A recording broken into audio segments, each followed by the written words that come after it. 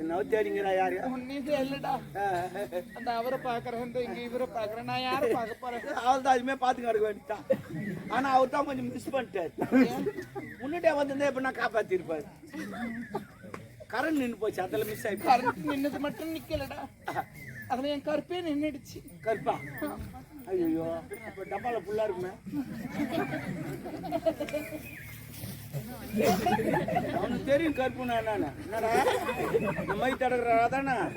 கருப்பு இல்லடா, அது கருப்பு கருப்பு கருப்பு. ஆமா, நிஜமா ஒண்ணு சொல்லிட்டு போயிடுறேன். சொல்லுமா. வாழ்க்கையில ஆசைப்படுங்க, பேராசைப்படாதீங்க. தயவு செய்து என்ன மாதிரி வாழாதீங்கன்னு சொல்ல மாட்டேன். நான் எதுனா ஒரு நல்லது கூட பண்ணிருப்பேன். நானு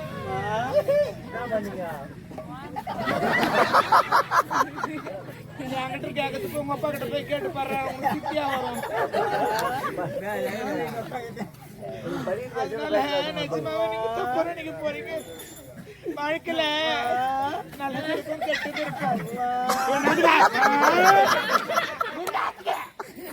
இந்த போப்பாரு ஃபீல் பண்ண. நீ தான் ஃபீல் பண்றதா? கட்சி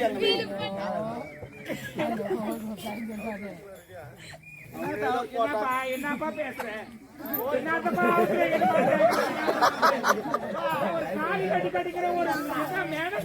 இல்ல இல்ல, உன்னை பார்த்தா எல்லாமே வந்து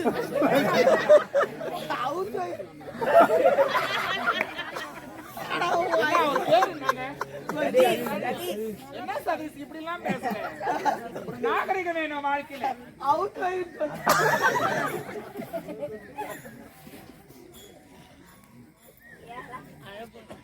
ரொம்ப கஷ்டமாக தெரியுமா?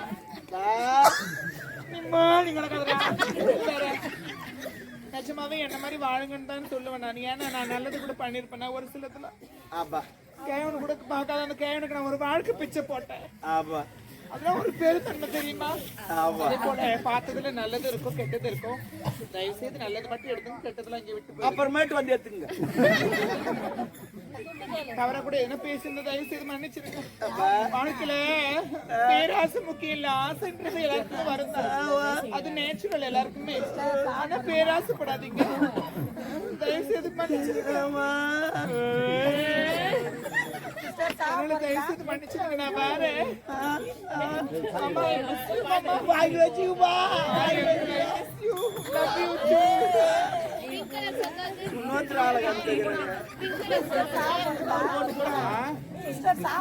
ஆமா மேடம், நம்ம வீட்டுக்கார கேடுன்னு சொல்லுங்க.